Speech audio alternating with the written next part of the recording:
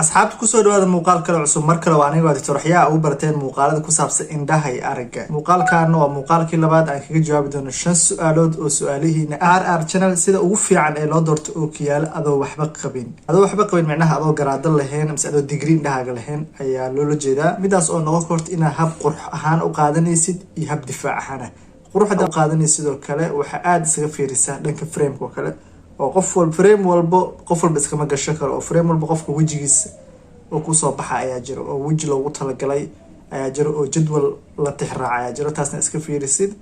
mid labaadna waxay tahay dhalada aad ka qaadanaysid difaac ahaan ma waxa u qaadanaysaa cadceed mise waxa u qaadanaysaa shaashada, taasna waa iska fiirisaa. badanaana dhalada lafirkeeda tayo kale leedahay oo badanaa waxaa fiican anti reflexing leedahay oo kale badanaa iska fiican xataa haddii oo mid cadceed u qaadanaysid oo kale. haddii oo sunglasses mid cadceed u qaadanaysidna badanaa colorka noqonayo waa muhiim sababtoo ah waxay ka caawinaysaa meesha aad u isticmaalaysid iyo cimilada markaas aad ku nooshahay. Saacid Maxamuud, assalaamu calaykum. ugu horeyn waa ku salaamay Dr. Glasses-ka waxaan qaatay 10 jir markaan ahaa.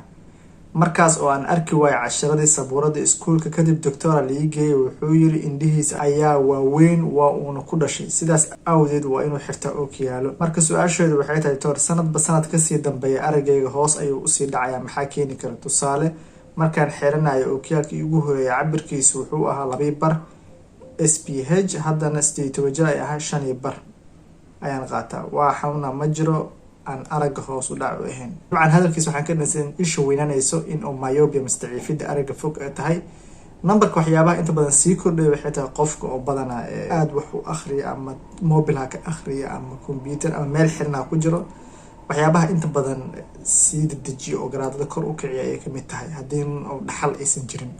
laakiin qaab loo control ayaa jiro. da-da markuu qof jiro 10 ilaa 25 waa xilliga ugu muhiimsan oo qofka in laga controlo oo aad isaga ilaaliyo shay dhow u fiirnayo kale oo aad isaga taxadaro oo badanaa meel fog u baxo kale. sheekay haddii ay la wadaago arrintaa waxay ahayd yar bukaanada kamid ahaa waa mar walba 5 ilaa 6 u dhexeyn jira garaadadiisa.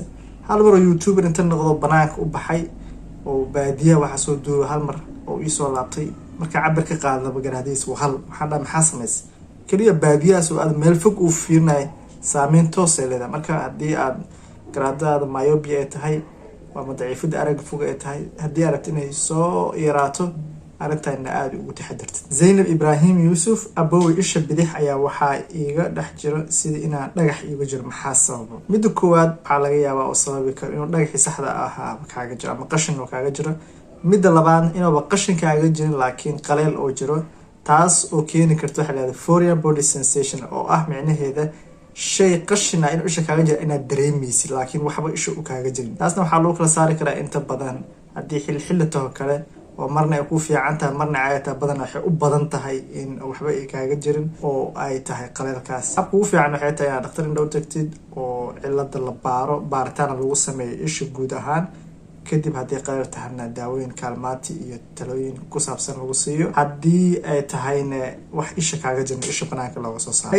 waad mahadsantahay doctore laakiin maxaa waaye dhaqaatiir dhahayo indhahaaga biyo cad ayaa ku jiro camali waaye intay ka galaan ilan adiga waxaa dhahday isha way xiran tahay duleelka ma geli karaanba lacala hadday galaan ma loogu gudbi karaa qaliin adigoo mahadsan. anigana waa saxsanahay oo isha wax galaya ma jiro ayagana way saxsan yihiin laakiin isfaham daro ayaa jirto oo ah markay aad leedahay biyo cad waxaan rajaynayaa erey af carabi oo kale ay kasoo koobiyeen oo miyaha beedac sacmal oo kale caadka indhaha fuula ayaa loola jeedaa. isha wax gali karna ma jiro mideeda kalena uun erey af carabi laga soo guuriyo af soomaali ahaan loo jeediyo taasaa keenaysa marka in oo biyo cad sasa u fahantin biyo galan laakiin isha wax gali karna ma jiraan. caadka indhaha fuula qaliin waay qaliin ayaa lagu fiiqi karaa. Abubakar Axmed, doctor waad ku mahadsantahay talooyinkaaga ku saabsan caafimaadka indhaha.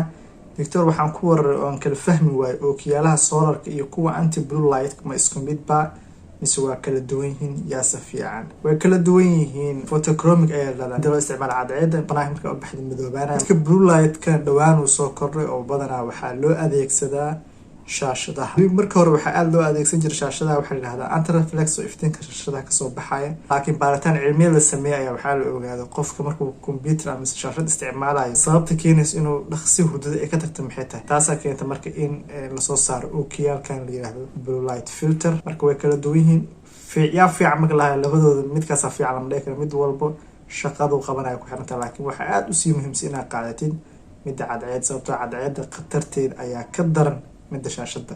intaas waxay ahaayeen 5 su-aalood oo aan su-aalinayda kaga jawaabay. haddii aad qabtid su-aal qaybta community noogula wadaag, hana hilmaamin muuqaalkii aan laagaraysid si muuqaaladan oo kale aan usoo badiyo. intaas ayaa muuqaalkan kusoo gabayn. haddii aad muuqaalka faa'iidaysta like noo saar. meel walba adduunka joogteen waxaa idin rajaa caafimaad iyo indhafiyo.